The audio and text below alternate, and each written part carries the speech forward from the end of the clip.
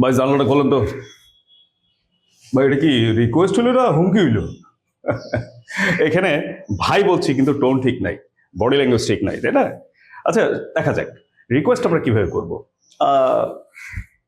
Please open the window.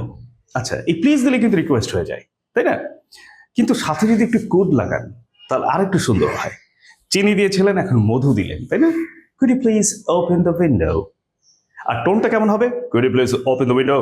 না, এরকম না তো, হুমকি, threat. Could you please open the window. Oh thank you. সুন্দর না? এটা হাসি দিয়ে বলতে হবে। রিকোয়েস্টের সাথে হাসি না থাকলে হয় না, বুঝেছেন?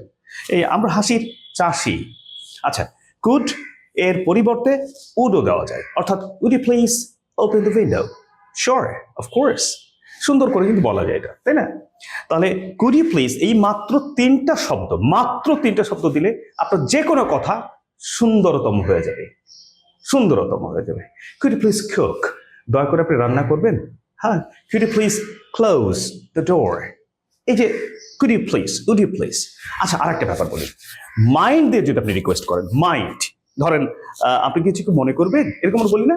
হ্যাঁ, উড ইউ মাইন্ড, তখন বলবো ওপেনিং দ্য উইন্ডো। মাইন্ডের পরে ভার্বের আইএনজি হয়, এটা মাথায় রাখবো। মাইন্ডের পরে ভার্ব যেটা থাকবে তার ঘাড়ে আইএনজি দিতে হবে। Would you mind opening the window. মজার ব্যাপার কি জানেন? যদি বলে শিওর, তাহলে উত্তর কি হয়? অবশ্যই। প্রশ্ন কি ছিল? রিকোয়েস্ট কি ছিল? Would you mind opening the window. আপনি জানালাটা খুললে কিছু মনে করবেন? আর আমি বললাম শিওর, অবশ্যই মনে করবো। মনে করার দেখছেন কি? না না, এখানে ভালো হয় যদি বলি নো নট এট অল, মানে না না, একেবারেই না, একেবারেই না। মনে করবো কেন? আপনি তো জানালা খুলতে বলছেন, ভাঙতে তো কর নাই। ঠিক আছে? তারপর দেখেন, could you please open the window? Would you please open the window? Would you mind opening the window? সারা জীবন যদি একটা রিকোয়েস্ট করেন, জাস্ট তিনটা শব্দ দিয়ে মাথায় রাখলেই হলো। কুড ইউ প্লিজ, যে কোনো কথার সাথে কুড ইউ প্লিজ লাগালে ওটা চমৎকার রিকোয়েস্ট হয়ে যায়।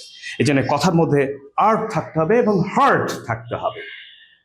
আমার শেষের রিকোয়েস্ট হচ্ছে আপনার প্রতি, could you please learn this beautiful language English.